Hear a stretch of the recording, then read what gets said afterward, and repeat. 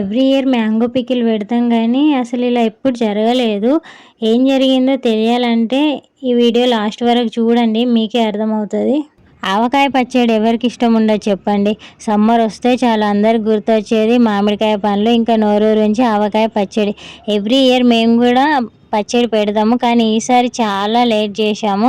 ఎందుకంటే పచ్చడి పెట్టాలా వద్దా అని డైనమాల్లో ఉండే, అందుకే లేట్ అయింది.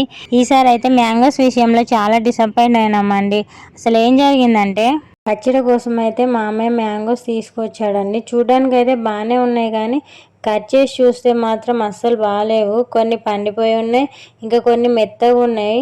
ఇవి గాలికి కింద పడ్డ కాయలు కావచ్చండి, అందుకే ఇలా ఉన్నాయి. ఇంకా మంచిగా ఉన్న ముక్కలు అయితే తడి లేకుండా తుడిచి పచ్చడి పెడుతున్నాము.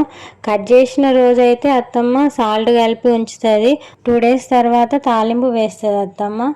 ఇలా చేస్తే 1 year వరకైనా అస్సలు ఖరాబ్ అవ్వదంట, ఇలానే ఉంటుందంట. టేస్ట్ కూడా అస్సలు చేంజ్ అవ్వదంట.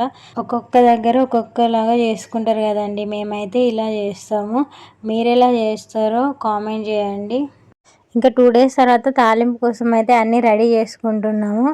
ఇంకా రెడీ అయినాక అత్తమ్మ తాలింపు వేస్తుంది. కొందరు అయితే ముక్కలు కొలిచి దానికి తగ్గట్టు ఉప్పు కారం కలుపుకుంటారు కదా, అత్తమ్మ అయితే అలా ఏం చేయదు, అన్నీ అందాజు కొద్దీ వేస్తుంది, కానీ కరెక్ట్ సెట్ అవుతాయి. టేస్ట్ చాలా బాగుంటుంది. అత్తమ్మ కలిపిన పచ్చడికి అయితే చాలామంది ఫ్యాన్స్ ఉన్నారు. మీకు ఎంతమందికి ఇష్టం పచ్చడి కలిపిన గంజులో వేడివేడి రైస్ కలుపుకొని తినడం? మాకైతే చాలా ఇష్టం. మీలో ఎంతమందికి ఇష్టమో కామెంట్ చేయండి. Bye guys. మరిన్ని మంచి మంచి వీడియోస్ కోసం అయితే మా ఛానల్ని సబ్స్క్రైబ్ చేయండి, లైక్ చేయండి, షేర్ చేయండి, కామెంట్ చేయండి.